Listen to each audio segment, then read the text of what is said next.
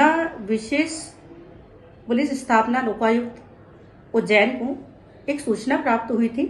कि आरोपी जो है हुकुमचंद सोनी, उनके द्वारा अपने सेवाकाल के दौरान विभिन्न संपत्ति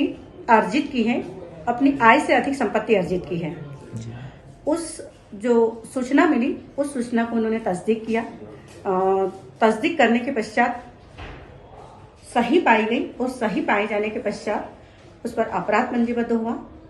और छापे की जो है इन्वेंट्री की कार्रवाई संपन्न की गई। इन्वेंट्री की कार्रवाई के दौरान यह पाया गया कि आरोपी के द्वारा लगभग अपनी आय से अधिक 1,77,00,000 रुपए की संपत्ति अधिक अर्जित की, अपने वैध आय के स्रोतों से अधिक उसने अर्जित किया है। तो इस प्रकार से विवेचना के पश्चात माननीय न्यायालय के समक्ष अभियोग पत्र प्रस्तुत किया गया, जिसकी ट्रायल विचाराधीन है। और इस प्रकरण में माननीय न्यायालय ने विशेष न्यायाधीश महोदय श्री गंगाचरण दुबे साहब के द्वारा मध्य प्रदेश विशेष न्यायालय अधिनियम 2011 के अंतर्गत गठित विशेष न्यायालय के द्वारा यह पाया गया कि आरोपी जो है उसने अपने सेवाकाल के दौरान, उनकी भर्ती हुई थी, एक क्लर्क के रूप में भर्ती हुई थी 1975 में, 1975 के पश्चात, और विभिन्न पदों पर रहते उसने नायब तहसीलदार, तहसीलदार और डिप्टी कलेक्टर के पद पर पदोन्नति भी हुई। और इसी दौरान उसने विभिन्न बहुत सारी संपत्ति अर्जित की, चल संपत्ति अर्जित की, अचल संपत्ति अर्जित की, बीमा पॉलिसी भी अपने स्वयं के नाम से, पत्नी के नाम से, पुत्रियों के नाम से और दामाद और समधन के नाम से बहुत सारी अर्जित की है। और माननीय न्यायालय के द्वारा इसमें यह पाया कि जो संपत्ति है, जो हुकुमचंद सोनी है, इन्होंने अपने सेवाकाल के दौरान, सेवा की अवधि में जो पाया है, जो उन्होंने किया है, वो अपने समस्त उसकी जो सारी जो संपत्ति है,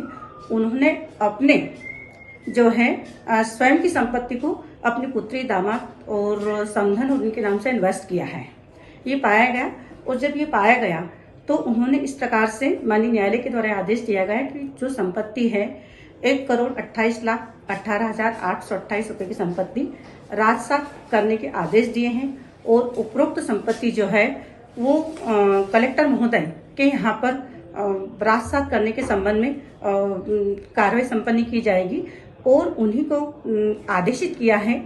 कि इस प्रकार की जो संपत्ति जो राजसात की जाएगी वो कलेक्टर महोदय के यहाँ पर प्रस्तुत करें। जी मैम, इस संबंध में न्यायालय की कोई विशेष टिप्पणी? माननीय न्यायालय ने अपनी टिप्पणी करते हुए कहा है कि भ्रष्टाचार जो होता है वो परिवार और समाज के लिए बहुत खतरनाक होता है, वो एक कोड़ के समान होता है, वो संक्रमण फैलाता है। और इस प्रकार से जो भ्रष्ट आचरण व्यक्ति का है, व्यक्ति के समय तक और उसके मरने के पश्चात भी वह उसके कार्यों से परिलक्षित होता है, दिखाई देता है। और इस प्रकार से ऐसा जो कार्य होता है वो घोर निंदनीय होता है, क्योंकि भ्रष्टाचार एक्ट जो है उसकी मंशा यही है कि जो है भ्रष्टाचार से मुक्त समाज की स्थापना करना है। और इस प्रकार के जो व्यक्ति होते हैं वो दया के पात्र नहीं होते हैं, उनके प्रति उदारता नहीं अपनाई जा सकती है और उदारता नहीं अपनाना चाहिए। और इन्होंने एक छोटी सी बात बहुत अच्छी कही है कि जिस प्रकार से मछली पानी में रहती है और